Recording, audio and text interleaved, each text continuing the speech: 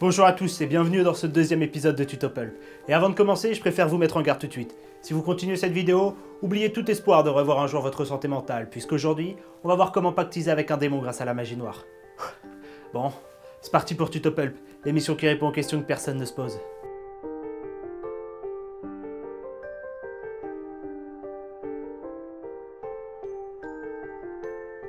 Avant de commencer, il est important de vous préciser dans quoi vous embarquez.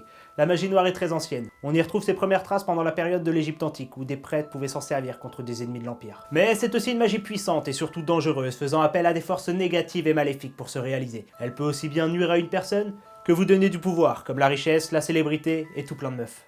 Le rituel que nous allons voir aujourd'hui est tiré du mystérieux livre Le Necronomicon, écrit en 730 par celui qu'on nomme l'arabe fou, le poète Abdullah Lazred. Pardonnez mon accent. D'ailleurs, on raconte que son auteur connut une fin tragique dans les rues de Damas, déchiqueté par une créature invisible.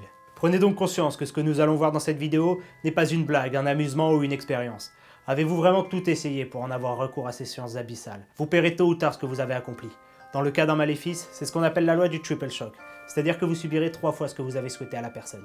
Néanmoins, avec de grandes connaissances dans les sciences occultes, vous pouvez vous protéger de ces effets. Mais faites attention à ne pas devenir accro et ne réglez pas tous vos problèmes avec. L'exposition prolongée à la magie noire provoque une dépendance qui asservit le pratiquant, le conduisant même parfois à un état émotionnellement primitif. Mais les maléfices, c'est fait pour les petits sorciers prépubères en manque d'affection parentale. Dans notre cas, il s'agit d'invoquer un démon. Et faire appel aux forces ancestrales des profondeurs est une action grave, menant quelquefois à la perte de votre âme. Donc assurez-vous que ça en vaut vraiment la peine, et méditez sur les conséquences. C'est bon, t'as médité? Alors pour ce tuto, vous aurez besoin de sel, de quoi écrire et quelque chose pour vous couper. Optionnellement, vous pouvez prendre des bougies car la lumière artificielle est interdite pour ce genre de rituel. Ensuite, il vous faut un lieu éloigné d'installations électriques. Soyez sûr que personne ne viendra vous déranger. Vous courez de gros risques si votre rituel est interrompu. Une forêt ou un grenier sont des lieux idéaux. Tracez un cercle en sel en y faisant 3 fois le tour. La taille importe peu, mais pour un meilleur confort, faites-le assez large pour que vous puissiez vous y allonger en entier dedans. Ce cercle sert de protection contre les forces néfastes des pans extérieurs. Maintenant, vous allez entamer votre deuxième cercle et y dessiner le pentacle, que vous orienterez vers le nord, et tout ça à l'intérieur de votre premier cercle. Le pentacle fait office de portail menant vers les contrées cauchemardesques d'ailleurs. Maintenant que tout est prêt, entrez dans le cercle et surtout n'en sortez plus. Préparez-vous mentalement. Calmez-vous, concentrez-vous, soufflez. Ça y est, vous êtes prêt pour l'invocation. Soyez audible, articulé. De plus, suivez bien l'incantation.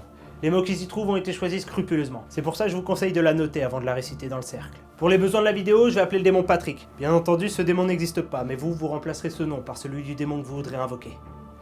Bon, on y va. C'est le point de non-retour. On se retrouve de l'autre côté.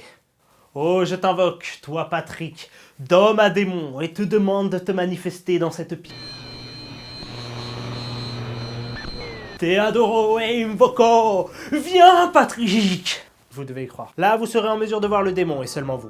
Vous aurez à faire face à une horreur insensée et indicible. Cette créature, définie sur 4 dimensions, se métamorphosera à votre vision en 3 dimensions, rendant une forme à la géométrie non euclidienne. Cette expérience s'avère vraiment troublante, mais restez fort et surtout, ne quittez pas le cercle. Discutez avec lui, soyez respectueux et ne l'énervez pas.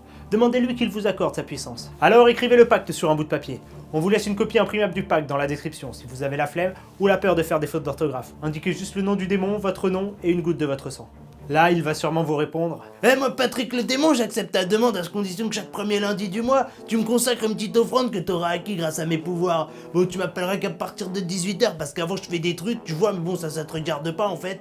Ah, parce que t'es de la police, c'est ça? Non, mais non, moi je donne pas mon pouvoir à la police, hein, t'as cru... Mais en fait, j'en ai rien à foutre de ce que tu fais toi non plus, donc toi, je vois pas pourquoi t'en aurais quelque chose à foutre de ce que je fais. Bon, si tu tiens pas ta promesse, ton âme m'appartiendra dans 20 ans. Bon, maintenant, lâche-moi, tu m'as saoulé. Remballe ton pacte. À dans un mois. » Le démon parti, vous concluez le pacte oralement, effacez le cercle et savourez votre nouvelle vie. Bravo, vous êtes maintenant en possession de pouvoirs démoniaques, puisque vous avez fait votre pacte avec un démon. N'oubliez pas de tenir votre parole, sinon vous allez vraiment le regretter. Un ami producteur de rimes a dit un jour, un grand pouvoir implique de grandes responsabilités. Mais bon, j'en avais rien à foutre. N'hésitez pas à vous abonner à la chaîne ou à liker la vidéo et mettez des petits commentaires comme ça, moi je me ferai une joie de vous répondre avec des petits commentaires démoniaques si vous avez des questions. Bon, bah c'était Tutopulp, l'émission qui répond aux questions que personne se pose. Bah voilà. T'as cru quoi? Non, on n'est pas Marvel, on fait pas des scènes post-génériques, donc tu peux te casser en fait. On en a rien à foutre si tu continues à me regarder jusqu'au bout, moi j'en ai rien, moi je te le dis vraiment, j'en ai rien à foutre. Bon, en plus ça commence à devenir gênant, on va pas se mentir. Bon, plus dans les enfers. Ouh, ça va vite.